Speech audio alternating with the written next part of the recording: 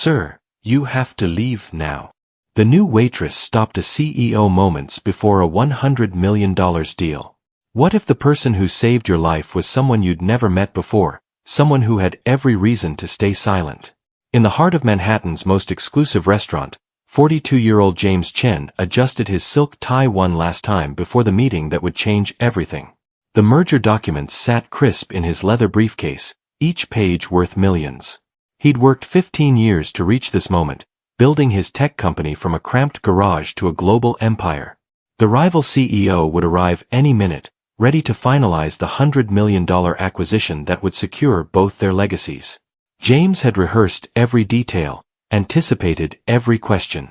What he couldn't have predicted was the young woman in a server's apron who would approach his table with trembling hands and whisper the words that would shatter his perfect evening. Her name tag read Lucy, and her eyes held a secret that would save his life. "Where are you watching from tonight?" Lucy Martinez had been working at Le Bernardin for exactly 3 weeks, and she still felt like an imposter among the seasoned waitstaff.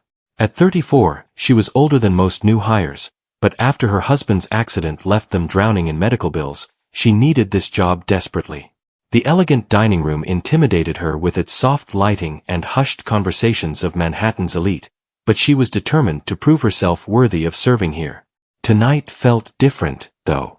The maitre d' had assigned her to Section 7, where the most important guests dined. "Just follow the usual protocols," he'd instructed, straightening his bow tie. "No mistakes tonight." Lucy nodded, checking her reflection in the polished silver service station. Her hands still shook slightly when she carried the heavy trays, but she was getting stronger each day. She watched James Chen enter the restaurant with the confidence of a man who belonged everywhere he went. His charcoal suit fit perfectly, and he moved with the purposeful stride of someone who'd never doubted his place in the world. Lucy had seen his photo in business magazines while waiting in her husband's hospital room, the tech mogul who'd revolutionized cloud computing before his 40th birthday. Tonight, he carried himself like a man on the verge of victory. As Lucy arranged the bread service at his table, she caught fragments of his phone conversation. "The contracts are ironclad," he was saying, his voice carrying the quiet authority of someone accustomed to being heard.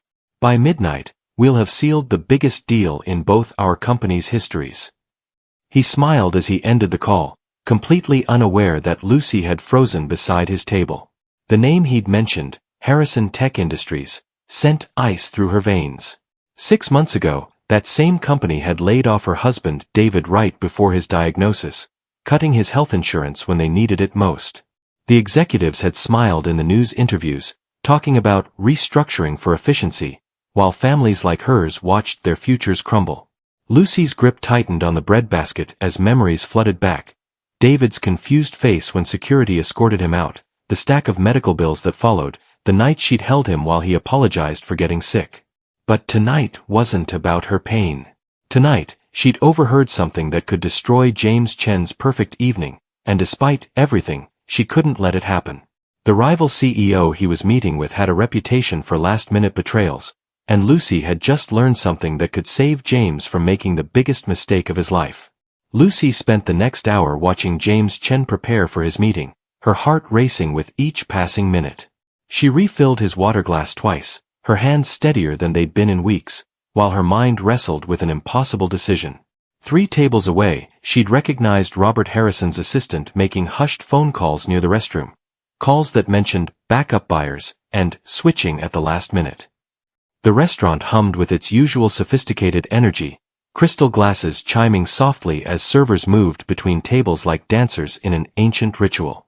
Lucy found comfort in the routine, folding napkins, polishing silverware, arranging flowers, but her eyes kept drifting back to James.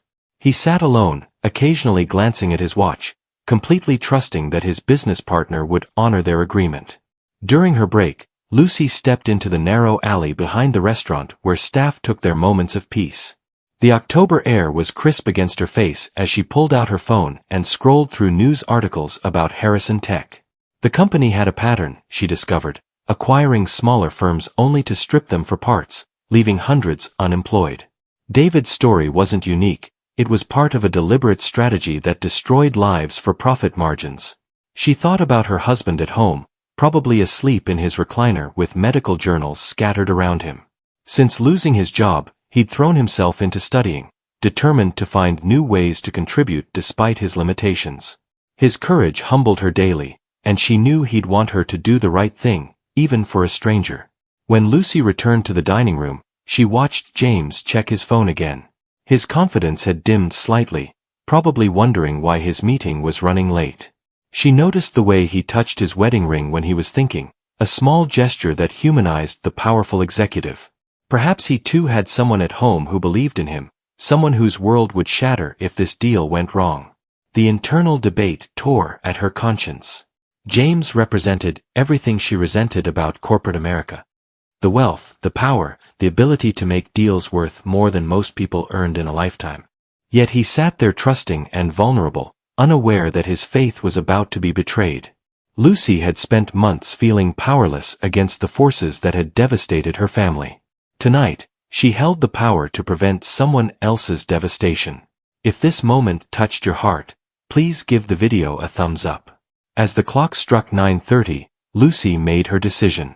She smoothed her apron, steadied her breathing, and walked toward James Chen's table, knowing that the next few minutes would change both their lives forever.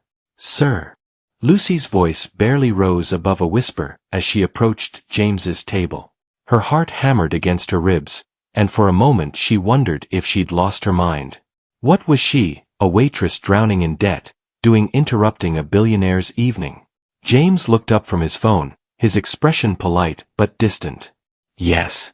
Is there something you need?" Lucy glanced around the dining room, ensuring no one else could hear. "I'm sorry to disturb you, but I think you're about to be betrayed." The words tumbled out before she could stop them, and James's eyebrows rose in surprise. "I beg your pardon." She knelt beside his chair, her voice urgent but controlled. "Mr. Harrison isn't coming to honor your deal. I overheard his assistant making calls about backup buyers, about pulling out at the last minute. They're planning to leave you stranded and sell to someone else." James stared at her, his mind visibly processing this information. "You're telling me that Robert Harrison, who I've known for 10 years, is planning to double-cross me based on something you overheard?" The skepticism in his voice cut deep, but Lucy understood it. She was nobody to him, just another face in the service industry that powerful people barely noticed. "I know how this sounds. I know you have no reason to trust me. But that company destroyed my husband's life, and I've learned to recognize their patterns. They did the same thing to 3 other firms this year." Something in her tone made James lean forward. "What happened to your husband?" Lucy's voice grew quiet.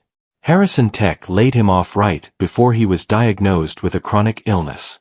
Cut his health insurance. Left us with nothing. She paused, seeing recognition flicker in James's eyes. "I don't want that to happen to you, even though we're strangers. Even though your world and mine couldn't be more different." For the first time that evening, James really looked at her, not as a server, but as a person carrying her own weight of worry and hope. He saw the exhaustion around her eyes, the way her hands trembled slightly despite her calm voice, the strength it must have taken to approach him. "Why are you telling me this?" he asked softly. "Because everyone deserves a fighting chance," Lucy replied. "Because sometimes the right thing to do is also the hardest thing to do." Have you ever faced something like this? Let us know in the comments. James glanced at his phone again. 9:45. Harrison was now 15 minutes late, which was unusual for a man who prided himself on punctuality. Lucy's warning began to feel less impossible and more like a lifeline he hadn't known he needed. James's phone buzzed with a text message. "Running late. Start without me. Harrison." The casual dismissal in those few words suddenly felt calculated rather than courteous. Lucy watched his face change as the pieces fell into place. "He's never late," James murmured, more to himself than to Lucy. In 10 years of business together, Robert has never been late to anything important. He looked up at her with new respect. "How did you know?"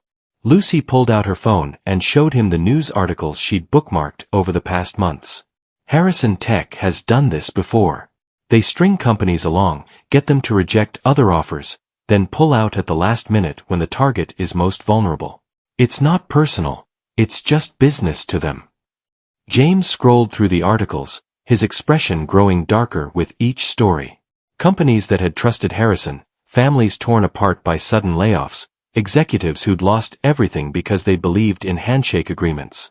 "My God," he whispered. "I turned down 3 other offers because Robert assured me we had a solid deal." "You still have time," Lucy said gently. "It's not easy."